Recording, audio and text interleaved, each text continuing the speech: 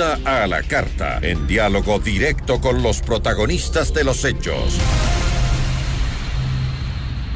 Nos acompaña a esta hora Danilo Manzano, él es director de la Fundación Diálogo Diverso. Danilo, siempre es un gusto. ¿Cómo estás? Muy buenas tardes. Querida Gisela, qué gusto poder saludarte. Un abrazo fraterno a todas las personas que tienen la oportunidad de conectarse a este espacio a través de Notimundo y reconocer una vez más, mi querida Gisela, en ti y en los medios de comunicación que nos permiten a las personas, a los activistas de diferentes organizaciones LGBTIQ+, llegar a la ciudadanía a través de sus micrófonos. Muy buenas tardes con todas y todos. Gracias a ti por acompañarnos. Cuéntanos un poco de si han existido datos anteriores del INEC sobre la población LGBTI y su estado, porque me parece que esta es la primera vez que se implementa en un censo.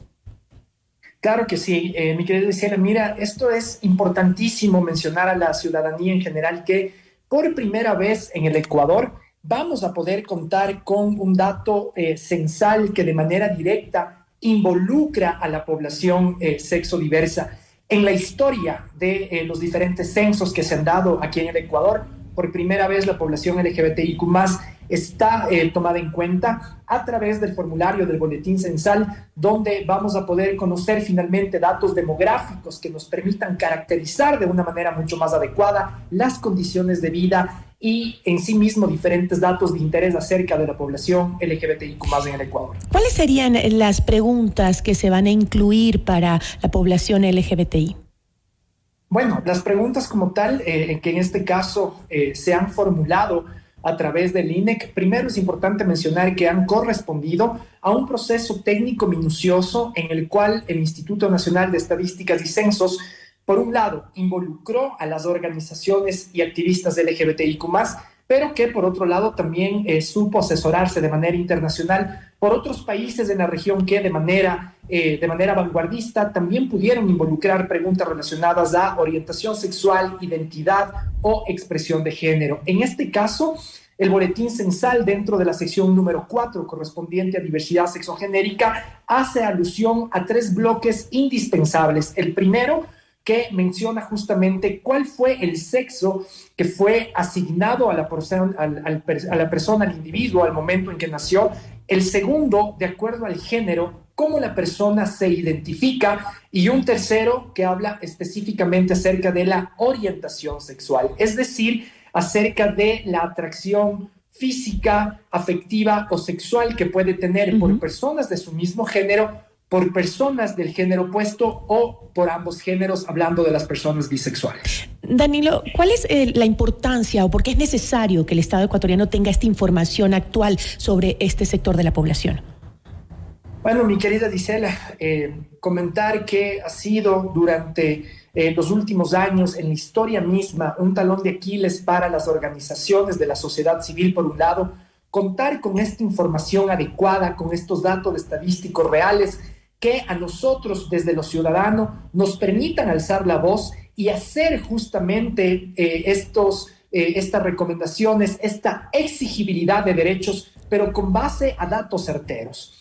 Es verdad que la población LGBTIQ+ hemos vivido de manera histórica una vulneración a nuestros derechos, pero finalmente a través de este censo vamos a poder contar con información real para que estas demandas como tal también tengan un sustento basado en datos. Por otro lado, es importantísimo mencionar que en aras y en el contexto del siglo XXI, ningún censo poblacional en el Ecuador o en el mundo puede dejar de lado la existencia de las poblaciones LGBTIQ+. Y a través de estos resultados poder crear desde el Estado, con el acompañamiento y las demandas proporcionadas desde la ciudadanía, la creación de mejores políticas públicas que mejoren la calidad de vida de la población LGBTIQ+. Y para ello, dentro del censo no se debería incluir una pregunta que sea si es que han sufrido la población LGBTI discriminación y violencia en los espacios públicos y privados.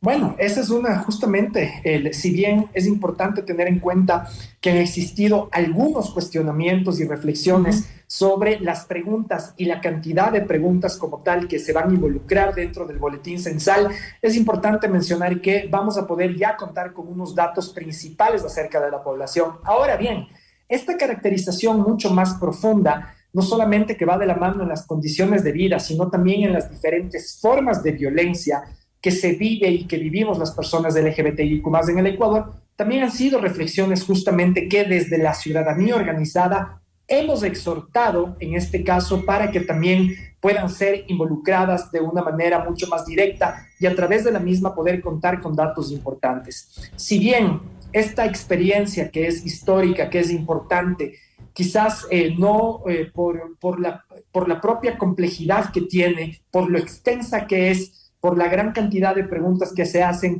quizás pudieron haber dejado por fuera información importante, definitivamente es un gran avance. Es importante tener en cuenta y sobre todo pedir el apoyo también a la ciudadanía, mi querida Gisela, para que estas preguntas como tal puedan ser recibidas de la manera que merecen, es decir, con seriedad, de una manera responsable y sobre todo libre de toda forma de discriminación, porque nos preocupa muchísimo, mi querida Gisela, qué va a pasar cuando llegue la persona que realice el censo a un hogar donde justamente por el miedo a la discriminación, por el miedo a salir del closet, de pronto no se proporcionen estos datos de la manera adecuada. Recordemos que el Ecuador sigue siendo lastimosamente un país que tiende a discriminar a la población LGBT y es por estos motivos que quizás muchas personas jóvenes entre los 18 hasta los 29 años quizás tengan temor en poder exponer y en poder mencionar que son parte de la población LGBTI. Es decir, que va a existir un subregistro, Danilo. Bueno, en este caso, mi querida Gisela, aquí hay dos elementos importantes a tener en cuenta. Por un lado, el proceso del censo contempla dos posibilidades importantes. La primera, la que se hace en la visita directamente a los domicilios, pero con el objetivo también de poder precautelar, en este caso, la integridad de las personas y sobre todo disminuir diferentes factores que puedan poner en violencia dentro, en este caso, de los hogares. También se ha generado la posibilidad de que la población LGBTIQ+ y en sí, que la ciudadanía en general, puedan realizar el proceso censal de manera electrónica, lo cual a nosotros también nos parece que es una posibilidad bastante positiva para que en el marco de la confidencialidad la gente pueda realizar el censo y sobre todo la población LGBTIQ+.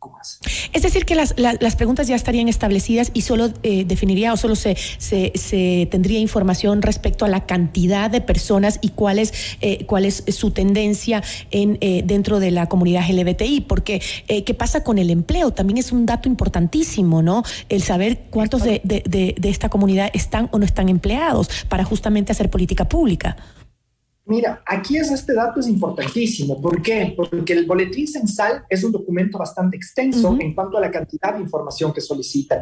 Lo que aquí es importante tener en cuenta es que con base al total de la población que se identifica o se autopercibe como población LGBTIQ+, también se van a poder contrastar estas otras informaciones importantes como lo son, por ejemplo, el tema respecto a educación, el tema que tiene que ver con características ocupacionales, es decir, en qué tipo de espacios y en qué tipo de condiciones profesionales se desenvuelve la población LGBT.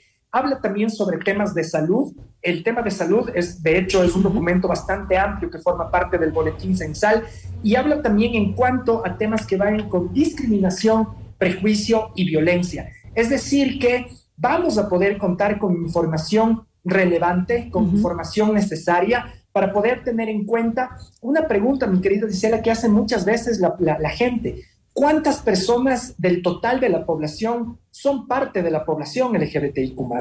En mi punto de vista muy personal, a veces este tipo de preguntas suelen ser quizás demasiado ambiciosas. Lo más importante es que sobre la decisión gubernamental, en este caso la decisión del Estado ecuatoriano, en el vincular las preguntas relacionadas con derechos de la población LGBTIQ+, nos va a permitir finalmente contar con estos datos que tanta falta hacen a la población LGBTIQ+, pero también al mismo Estado.